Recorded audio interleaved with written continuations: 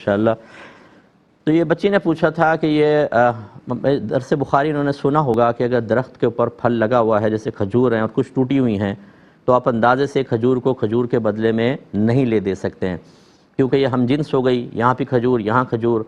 और नबी करीम सल्लल्लाहु अलैहि वसल्लम ने हम जिन्स ऐसी अशिया जिनको आप बर्तन वगैरह में नाप कर बेचते हैं, जिसको मकीली कहते हैं, या वज़न करके बेचते हैं, इनको मौजूनी कहते हैं, या उनके अफराद बहुत ही क्लोज़ होते हैं, करीब करीब, जैसे अंडे, इसको अददी मुतकारिब कहते हैं।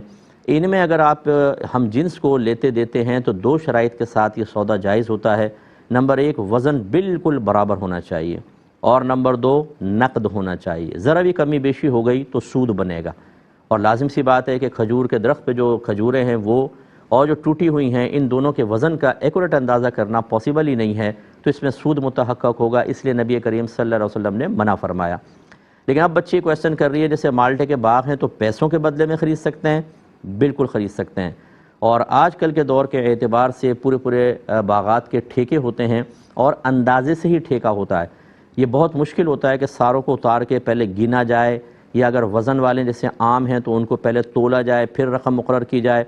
ये माहिरीन होते हैं, बाज़ जो बागों के काम करते हैं, वो अंदाज़ा कर लेते हैं इस दरख्त के ऊपर इतने मन फल होगा, इस पर इतना वो करके पूरा लमसम एक अंदाज़ा करके और वो फल ख़रीदे जाते हैं।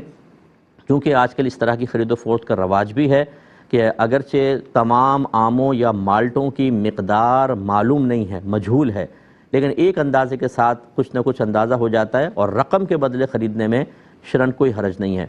इसी तरह बच्ची ने कहा कि खड़ी हुई जो खेती होती है, तैयार खेती, ये बेच दी जाती है, जो फसल वगैरह होती हैं, तो इसके अंदर भी यही उसूल कार फरमा होता है कि अगर असल मिक़दार आपको ना भी पता हो, तब भी आप उन सब का अंदाज़े से एक सौदा मुशारन बना लेते हैं कि ये हम इतने में ले रहे हैं, तो ये इसकी गुंजाइश निकलेगी और ये सौदे बिल्कुल जायज़ हैं।